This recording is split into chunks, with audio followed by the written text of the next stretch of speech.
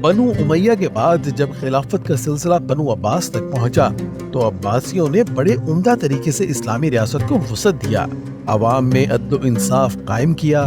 مامون الرشید کے خلیفہ بننے کے بعد اس میں مزید بہتری آئی۔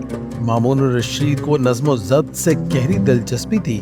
وہ اعمال کے ظلم و زیادتی کی پوری نگرانی کرتا تھا اور خلاف ورزی کی صورت میں ان کو سخت سزائیں دیتا تھا۔ اس کا قول تھا کہ بغاوت ہمیشہ افسروں کی زیادتیوں کا نتیجہ ہوتی ہے، اس لیے وہ ہمیشہ افسران حکومت کو قیام عدل کی تاکید اور ظلم و زیادتی سے باز رہنے کی تلقین کرتا تھا۔ مامون الرشید رعایا کو اپنے بچے اور خاندان کے افراد سمجھتا تھا۔ عوام کی حالت میں خبر گیری کے لیے اس نے جاسوس مقرر کر رکھے تھے۔ محتسب کو پیدل لے کر گلی کوچوں میں پھرا کرتے تھے اور اس بات کی خبر گیری رکھتے تھے کہ بازاروں اور عام مجموعوں میں کوئی امر خلافت شریعت نہ ہو پائے۔ سخت احتساب کے باعث جرائم کا کلی طور پر خاتمہ ہو گیا اور ہر طرف امن و سکون کا دورہ ہوا۔ مامون الرشید کا دور خلافت خوشحالی کا دور تھا۔ اس کے عہد خلافت میں ٹیکس وصولی میں اس قدر اضافہ ہوا کہ مامون الرشید نے ٹیکس کی شرح کم کر دی تھی۔ اس سے رعایا مزید خوشحال ہو گئی۔ مامون الرشید نے محکمہ دفاع کو از سر نو منظم کیا، فوج کو جدید اسلحہ اور جدید عسکری تربیت سے آراستہ کیا۔ مامون الرشید کے عہد میں جس قدر مستقل فوج تھی اس سے قبل کسی خلیفہ کے عہد میں نہ تھی۔ اس کی فوج کی تعداد تقریباً 2 لاکھ تھی۔ سواری اور ہتھیار سرکار کی طرف سے مہیا کیے جاتے تھے۔ مامون کے دور میں خلافت میں بحریہ کو از سر نو منظم کیا گیا۔ عموماً بڑے بڑے مشرقی سلاطین کے پردے میں دوسرے دماغوں کو کار فرمائی رہتی تھی، لیکن مامون الرشید کی عظمت ذاتی تھی۔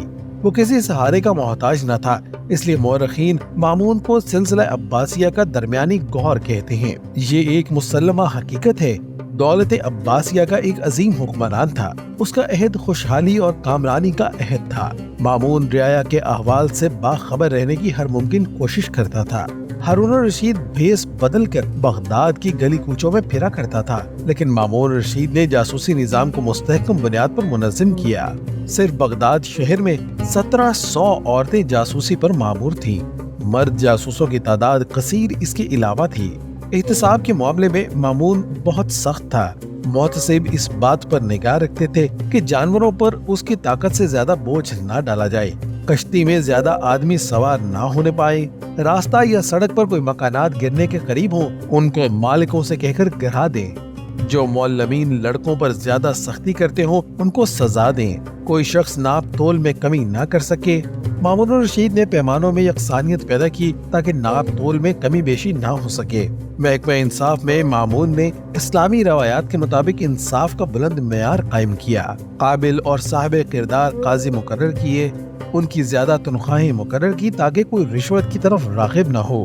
نام نہاد جمہوری نظام میں رشوت کا لین دین اور بے انصافی عام ہے۔ آج پھر سے ایسے ہی کسی خلیفہ کی ضرورت ہے جو عوام کو عدل و انصاف مہیا کر کے اسلامی ریاست کو خوشحال بنائے۔